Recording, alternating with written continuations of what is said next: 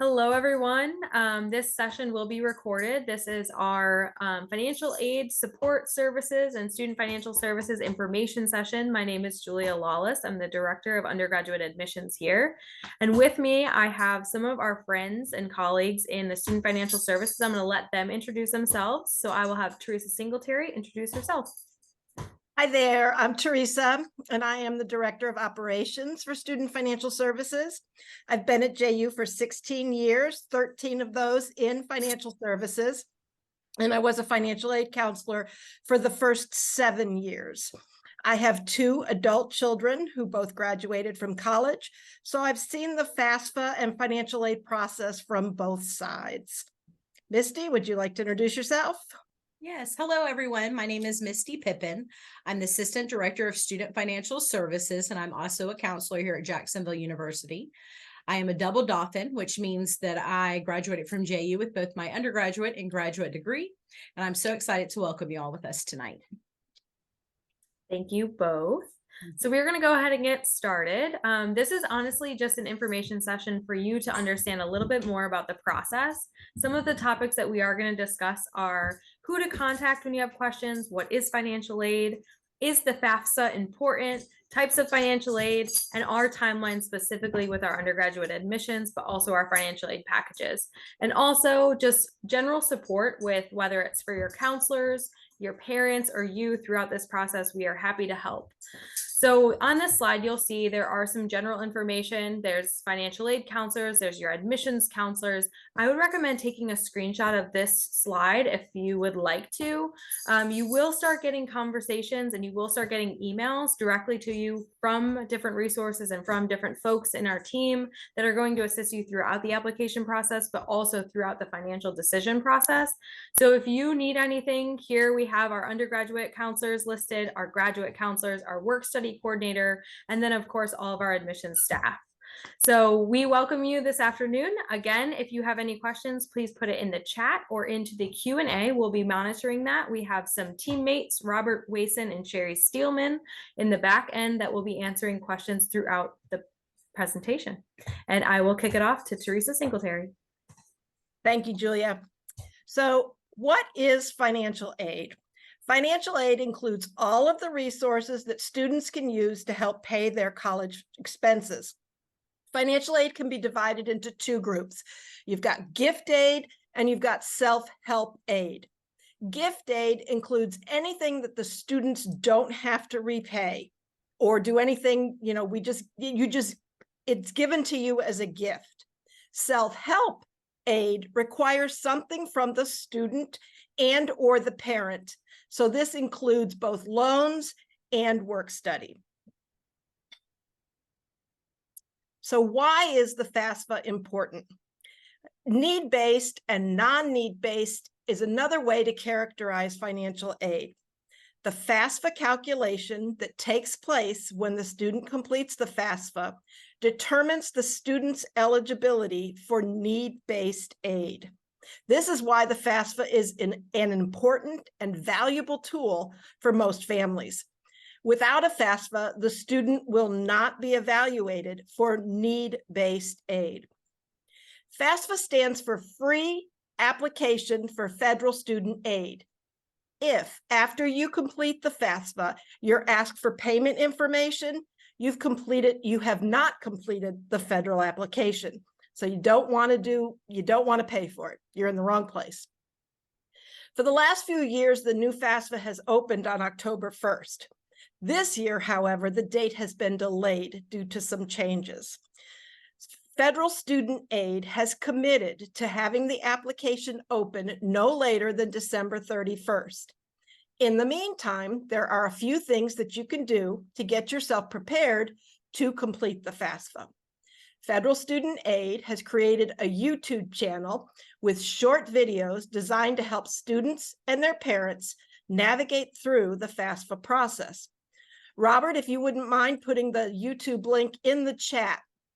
The videos run from 2 to 3 minutes, and I very strongly recommend that you visit the YouTube channel and watch the videos, especially the ones related to gathering information and creating your FSA ID. The video is listed as your studentaid.gov account in the video title. So, but that they mean your FSA ID. So types of aid. So as I said earlier, there's gift aid and self-help, but another kind of self-help that doesn't always get included or remembered is the sponsorship. So these funds come from an outside source and are specifically available to certain students based on their personal circumstances. Florida Prepaid is a specific example of a 529 savings plan that some families may have invested in. If you're not from Florida, you may have a 529 either offered by your state or through your company. Another sponsorship is veteran education benefits. And if you are eligible for a sponsorship, please let us know. The earlier, the better. Once you're accepted and you've made your decision to attend Jacksonville University, let us know if you have a sponsorship. If you plan to use VA benefits or assign dependent VA benefits to your child, please contact one of the VA representatives that was listed on the context page earlier in the presentation. And now I'll hand it over to Misty Pippin, an Assistant Director for Student Financial Services. Thank you, Teresa. When it comes to paying for your education, there are a lot of scholarship opportunities available. At Jacksonville University, we offer a merit scholarship, and it is awarded by our admissions counselors when a student is accepted into the university. The average merit scholarship awarded last year was $30,723, and we awarded annually $67 million in scholarships and grant aid. There are other scholarships that students can receive at Jacksonville University. We have honors and university scholarships, and students are reviewed for these programs by admissions counselors when they apply to the university. We also offer athletic scholarships, fine arts scholarships. These require a portfolio or an audition, and we accept all outside scholarships. We have a resourceful tool on our financial aid website that has scholarships that you can check out and apply for, and you can find many other outside scholarship opportunities online. If you attended a Florida high school, you may be eligible for Bright Futures. If you have any questions about Bright Futures, I would suggest meeting with your high school guidance counselor to find out how to qualify for this scholarship. Grants are another source of funding that is available. We have institutional grants that are both need-based and non-need-based. We would review for the need-based grants once we receive your FAFSA, and the non-need-based grants would include our Visit Grant, Legacy Grant, and Sibling Grant. The grants that require a FAFSA include the Pell Grant and the SEOG, which is the Supplemental Educational Opportunity Grant. And last, we have state grants that are both need and non-need based. Again, the need-based requires a FAFSA, and it is the FSAG, which is the Florida Student Assistance Grant. These grants have limited funding and are based on when the FAFSA is received. So we always advise completing the FAFSA as soon as you can because they are first come, first serve. The non-need-based grants are the EASE grant. This is a grant that is awarded to dependents of Florida residents, and the CDDV grant, and that is for children and spouses of deceased and disabled veterans. We are offering 2 virtual sessions coming up that will offer more information on grants and other in-state opportunities. The first one will be on December 5th, and it will focus on the benefits of attending an in-state college. And the second one is an admissions presentation and virtual tour, and that one will be January 10th. Robert will provide the links in the chat so that you can sign up for those. There are 2 options when it comes to loans being used to pay for educational expenses. There are 2 types of federal loans for students, and both require a FAFSA. There's the subsidized loan. This one is awarded based on need, and the unsubsidized loan. Parents of dependent students can also apply for a Federal Parent Plus loan using their FSA ID on the Student Aid website. The other type of loan is a private loan. This is a loan where a student applies through a private lender, and in most cases, they will need to secure a cosigner to receive the loan. Work study is a great way to earn funds to help pay for school. There are 2 types of jobs on campus. The first is a federal work study position, and this one is a need-based award, and the other one is a university work study position. If you scan the QR code that's on this slide, It will bring you to Handshake, and this is where all the jobs on campus are posted for all of our students to be able to apply.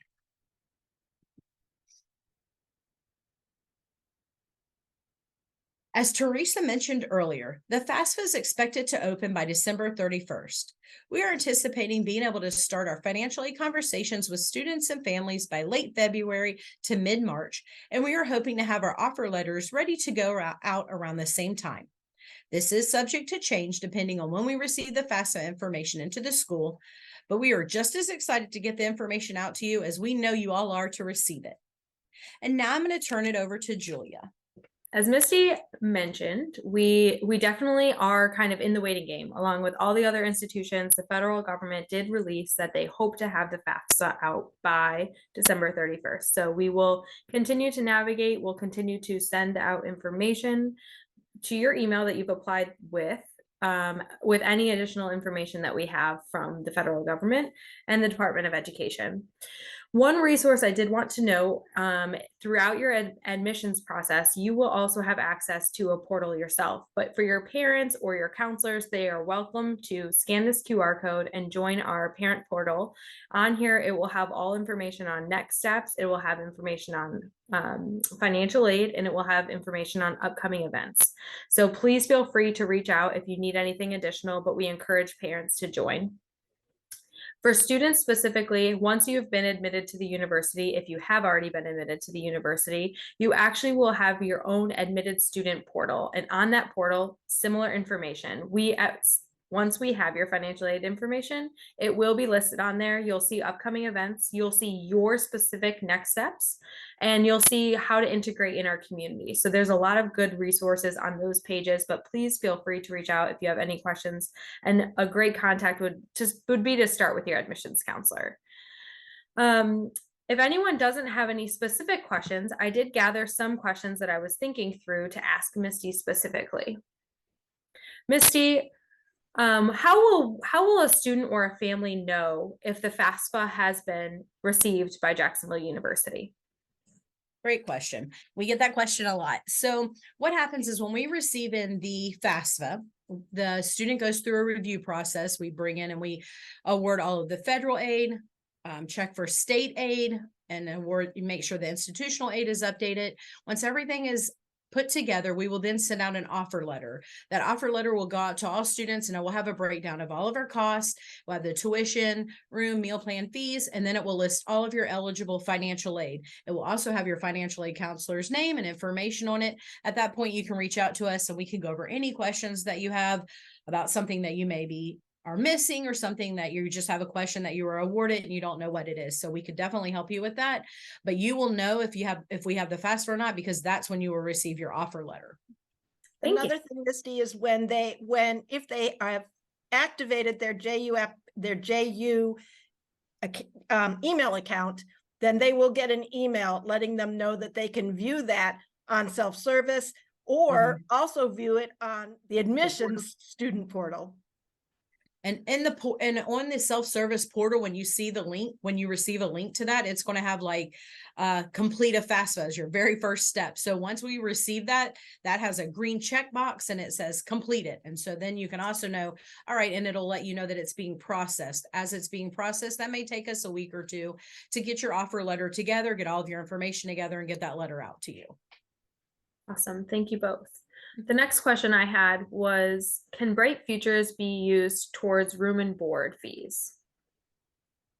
Yes. So what happens is you have all of your charges. So you'll have your tuition, room, meal plan, but yes, Bright Futures can be used towards those charges.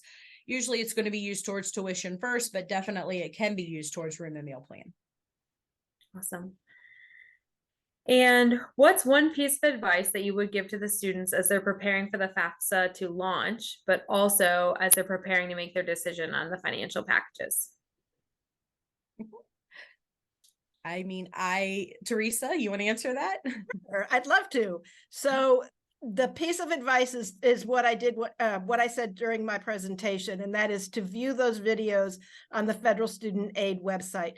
The information, I've been very impressed with the information and the way they've presented it. It's very understandable. And then when you're making your decision about what school to go to, And don't be alarmed by the tuition price. Look at the bottom line. Look at what you're going to owe after all of your financial aid has been applied. Look at your gift aid first, look at that bottom line, and then decide if you want to take out loans and look at that bottom line. Don't be distracted by the sticker shock, because the financial aid really will help you make your education affordable. And the last thing I will mention is if you reach out to your financial aid counselor or your admissions counselor, we're going to support you in a very similar way. Anything that admissions does not know, we will personally connect you to your financial aid counselor and help you through what your options are, what you can or cannot pay for, how you're going to go about getting that loan. Is it going to be private or public? And so I do think that not being afraid of the price, but also not being afraid to say, how much do I owe? Can you break this down even further? What does it look like for 4 years? That's something that we at JU as a team always provide to our students and families to ensure that they understand the financial investment that they're making for all 4 years. Because that's really we want to make sure that you're here with us for 4 years, but we want to make sure it's the right fit for you academically, socially, and truly financially. Misty, did you have anything? Yes, Julia, that was perfect. That was so great, because one of the things I tell all of my students, all of my families, when they come in and meet with me is this isn't a 1 semester or even a 1-year commitment. You want to make sure, and one of the best ways to find out before you even get here is tour the campus. And if you have several schools that you're looking at, tour all of those schools. Make sure that you're getting the right feel, what feels right for you, but then what's the best financial fit for you. At the end of 4 years, what are you looking at? What do you feel the best about all around, and financially is just as important as how you feel when you step foot on a campus, then and then you have to figure out the financial aspect of that, but definitely tour. I can't recommend that enough. Going to the campus gets you excited, but it lets you see what you're in for the next 4 years. I completely agree. And Robert did mention that in the chat as well. Robert does recruit in our local territory, and it would be crazy. You would be surprised at how many Jacksonville students or local Florida students have actually never been on campus before until they come for their campus tour. So we welcome everybody to come for a campus tour. Robert did also mention that you will receive the $1,000 visit grant for a campus tour or any Office of Admissions event. I don't see any additional questions. If there are any questions that you think of throughout the evening, or if your family has questions after this session, please feel free to reach out to either one of us or your admissions or financial aid counselor. This will be recorded and sent out. So if you do need to review it, if you need to see it, it'll also live on our YouTube channel. So please let us know if there's anything that you might need, but thank you very much for joining us this evening. We very much appreciated sharing our resources and our information. And again, we will keep you all posted with any updates at all about the FAFSA. And we are happy to support you through this process.